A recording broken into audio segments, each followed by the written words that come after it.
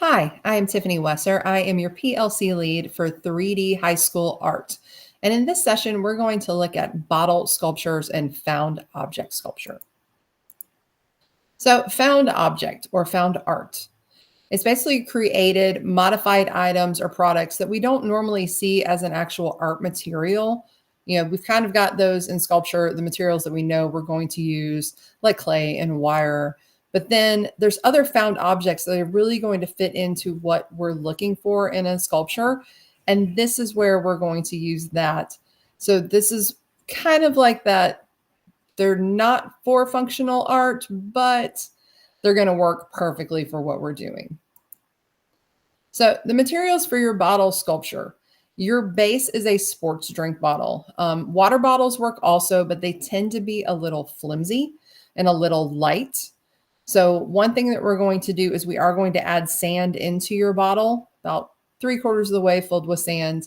Then we're going to put the wires down into the bottle. So your next thing is wire hangers. You will create the shape of whatever you're looking for. Then we have knee-high pantyhose. So you get one set of pantyhose. So every student will get a bottle, 2 wire hangers, and 2 pantyhose. So one set. You just need the knee highs. You don't need the whole thing.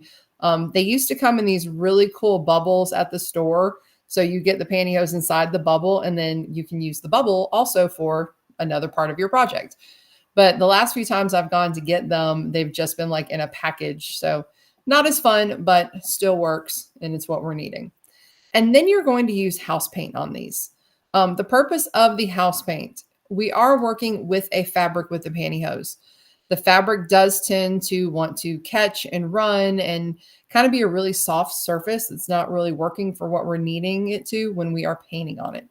So that next step of the actual house paint is what we're really looking for to kind of stiffen up the whole piece, hold everything in together.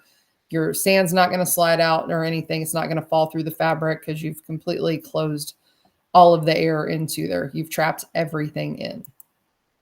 Okay. Some of the materials that you can use for painting your bottles. So it could be acrylic paint, tempera, watercolor, spray paint, nail polish. You could Sharpie on these too. Anything that you want to put on them is going to work. Now that you've gotten that base coat on there with the house paint, the next step is actually now deciding, what am I going to paint on top of the bottle? Will I have a theme? Is there a particular type of paint that I like to use? Will I splatter it like this one? Will I just hand paint it and do intricate details? Will I add Sharpie to it just to bring out some more fine lines? It's really up to you and the student and kind of what your theme is. This is just the basic structure of the bottle itself. So the bottle with the sand, the 2 hangers, base down in there, and then deciding how we're going to set up the design. Okay, so what we're going to do is we take that bottle, fill it 2/3 of the way full with just regular play sand. You could go to any hardware store and just grab a big old bag of sand. It's pretty cheap. And just regular sand, nothing fancy about it. You're going to open up those 2 wire hangers. If you're having a problem finding hangers, many years ago, they sold them all over the place. It's a little harder to find them now, but you could always go to maybe like a dry cleaners and see if they'd like to donate any to you. That would be helpful. And then you're going to untwist the tops of them so you have the 2 ends of the wire. Okay. You'll shape your hangers to the desired result that you're looking for, and then you will slide the ends of them down into the bottle, into the sand. That's going to help them stay in place. Okay, then you're going to take your pantyhose and you're going to start at the top of the wire hanger, not at the bottom of the base bottle. Start at the top, because once you go over the one hanger and over the bottle, normally the opening part of the pantyhose is going to be underneath the bottle. So it's already closed up. It's already taken care of. Okay. Unless you're looking to have part of that pantyhose stick up on the top, which is very possible. It may fit into whatever your design is. Then you can do it that way. But I've realized that taking the pantyhose from the top over to the bottom of the bottle and using 1 knee high per hanger, and some of them will overlap, of course, but just kind of getting them into that sectioning area. And once you house paint it, it's all just going to kind of seem seamless. It doesn't have all this extra into it, and you've got everything fitting perfectly into line now. Okay. And then you will paint the whole structure with house paint. You're basically trying to stiffen up your fabric. Now, this part takes a full day. You do want to let this sit overnight. Okay. It's not like you're going to house paint it and then you're going to be able to go right in and start your other painting. The purpose of the house paint is to stiffen up that fabric. So you do need to give it its time to do its magic, so to say. It's got to make all of that fabric hard. And then the next day you can come in and actually have the students starting to paint on this one. Okay. On this right here, I had the student wanted to do the splatter painting all over the room, and I decided they needed kind of a station area. So I just used some mat board, taped it together, and created a base, a backing, and sides so that they could go in there. It's almost like a paint splatter booth, and then they can go in there and splatter all of their paint. Okay, here's some other examples of them. You can see how they've just kind of twisted around. This one right here, they decided to end the pantyhose right here where the other one's opening, and they just added a lot of paint in here to kind of get that outside edge down in there. Okay, they did drip their paint down and then painted some cityscape on the bottom of it. These are really good for abstract. As you can see, you can kind of design them however you want. It's more looking at the movement, the patterns, the shapes, the lines, just kind of hitting all of those elements and principles of art and fitting everything into one project.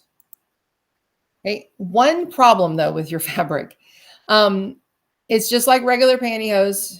If you've ever worn them and you get them snagged, you know that they're going to create this little pattern of these little tiny rips. Okay. But at the same time, this could look really cool as part of your design. It's kind of one of those little happy accidents. It's unintentional, or it could be intentional. You may want to just cut into it and rip different sections of it just to kind of create the see-through look. But it's kind of up to you on how you want to set this up. This is another reason to have the paint dry longer, the house paint, because it's just going to protect that fabric slightly more and just help us not run into any of these little problems. Okay. One theme that you could do for this is to make it into famous artists.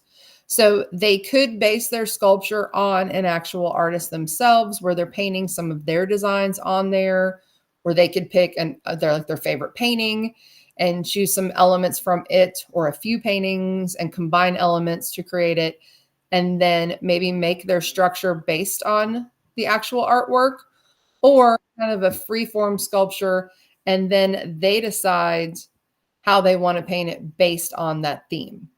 Okay? Or it could be just any other type of theme. Maybe this is for an event. I have had them do around Easter time, and they did some bunnies.